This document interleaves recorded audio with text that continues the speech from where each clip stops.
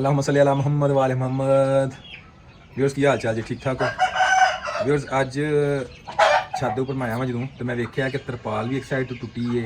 कल रात में बहुत ज़्यादा नेड़ी सी ते बारिश भी बहुत ज़्यादा हुई सी ते उहदी वजह नाल छत दे उत्ते तरपाल जी भी टुटी सी सारी, लेकिन मैं आरजी तौर के उत्ते थोड़ा जिहा इनू यानी कि गुजारे लायक मैं बंद दी है।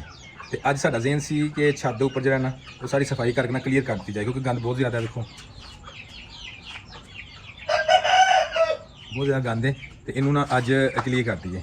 मैं छत पर आया सा तो गर्मी हरे बहुत ज़्यादा है तो मेरा ज़हन घंटे डेढ़ घंटे तक सूरज थोड़ा नीचे हो जाता है तो फिर छत पर आके तो बाकी के काम करने। चलो भाई देखो अब मैं क्या करता हूँ। व्यूअर्स धुप बहुत ज़्यादा है। देखो मैं अगली साइड से आया, पीछे तरपाल सी अगे हूँ मैं आगता दिखा रहा। तो बहुत ज़्यादा फिलहाल नीचे चलिए, डेढ़ घंटे बाद छत आने हैं। 2 hours later व्यूअर्स यह सारा गंद पिया है, कुछ गंद असी साफ भी कर लिया भी, लेकिन सारा गंद फिलहाल पिया है, सारा खिलारा है।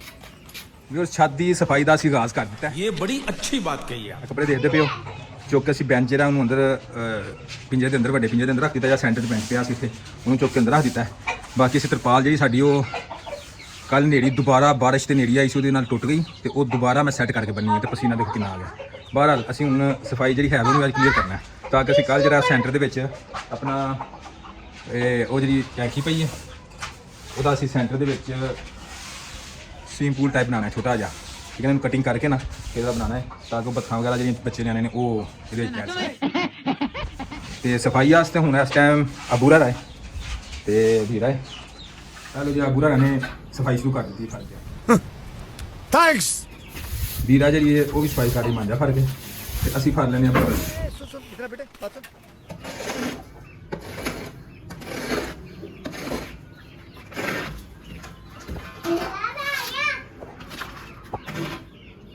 अच्छा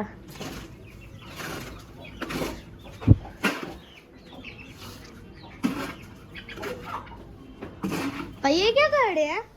तुमसे ना हो पाएगा।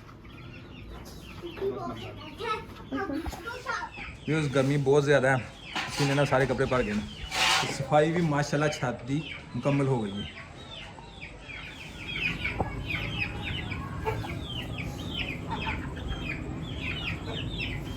देखो जो गंद वगैरह है ना वो सारा क्लियर हो गया।